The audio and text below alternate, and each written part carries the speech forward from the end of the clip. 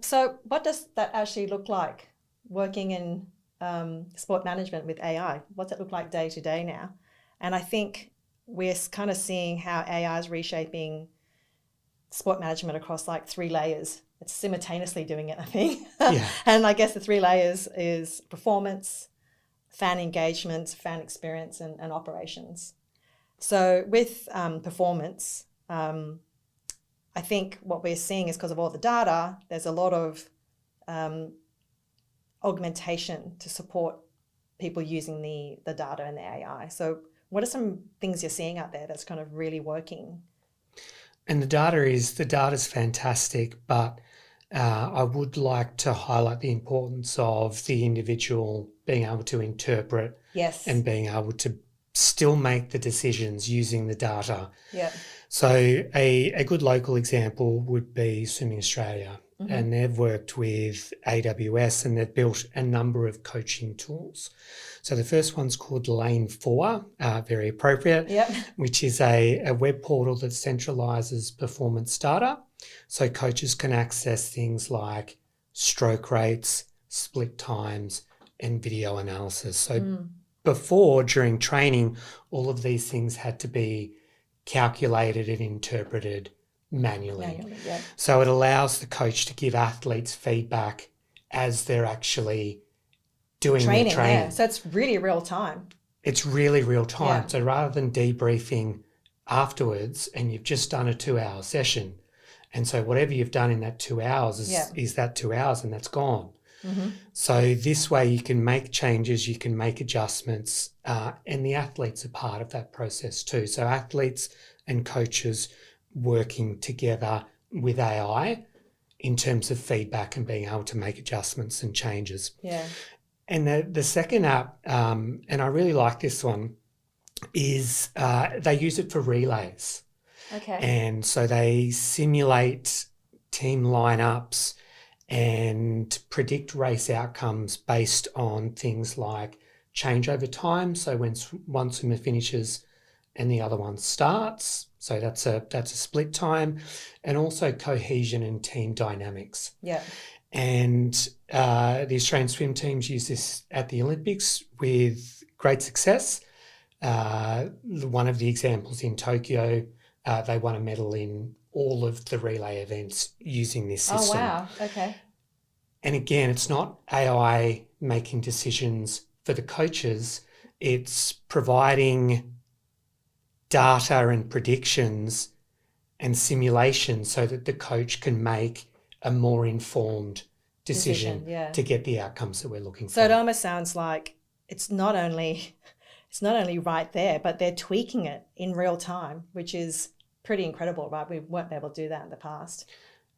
It's really exciting. And as someone that's come from the industry and actually worked in swimming and done swim coaching, I can only consider the possibilities and what that is now like and how different it is to have these tools available. Yeah. So the coach is also living in a very new experience, and it almost sounds like they have an AI coaching buddy to an extent. They do. And I think that's a kind of a general thing that happens, that's happening in AI, where everyone has assistants and they name them. So it's almost, it's a buddy that helps you surface up the relevant information you need, but ultimately it's an augmentation that supports the person making the decision, and in this case is the coach. Correct.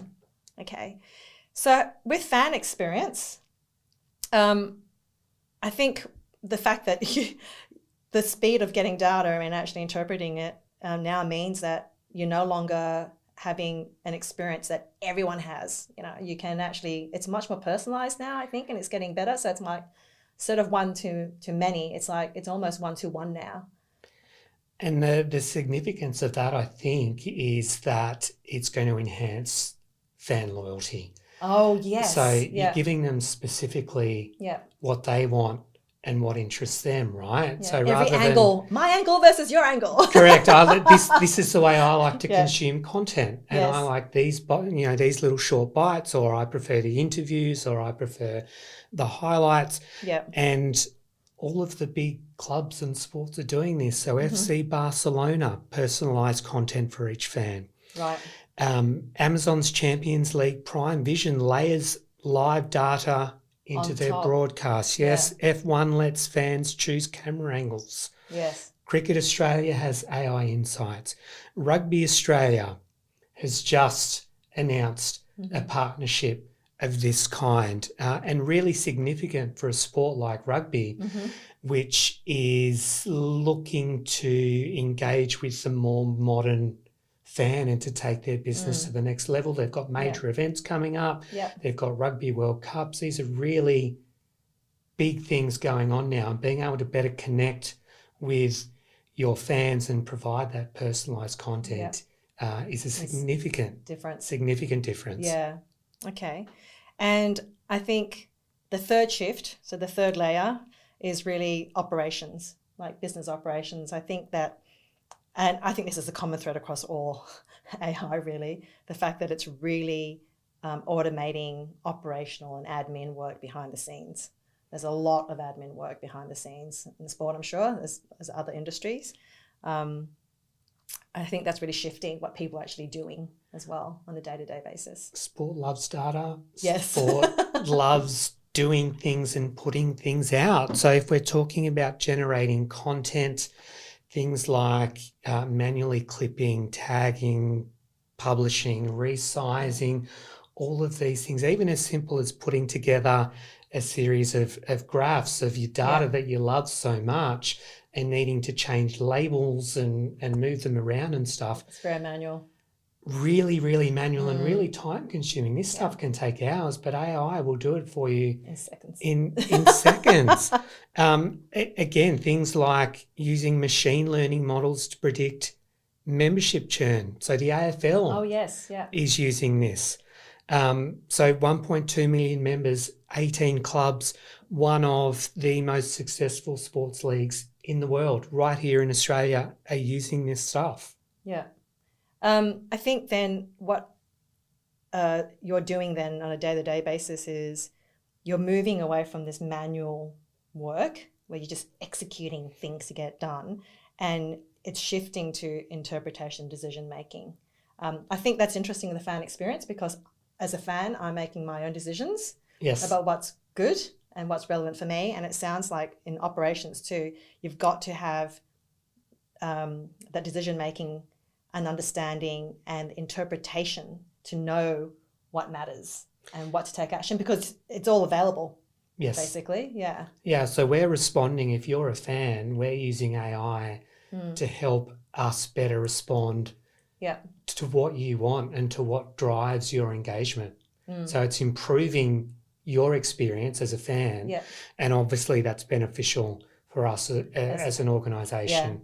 Yeah. Another example would be ticket pricing, so using AI to help predict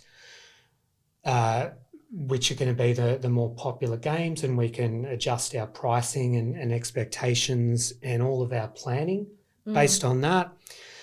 The majority of big leagues around the world now use AI and machine learning to help generate fixture lists. So they'll put in the parameters of, we're not just going to let them go for it and randomize everything. We're going to say, okay, well, we want you to help us, but we need these specific things in there too. So we're going to have some marquee fixtures that are not negotiable, that help us work with this and position it and do things again that would take potentially, we're talking months. Yeah.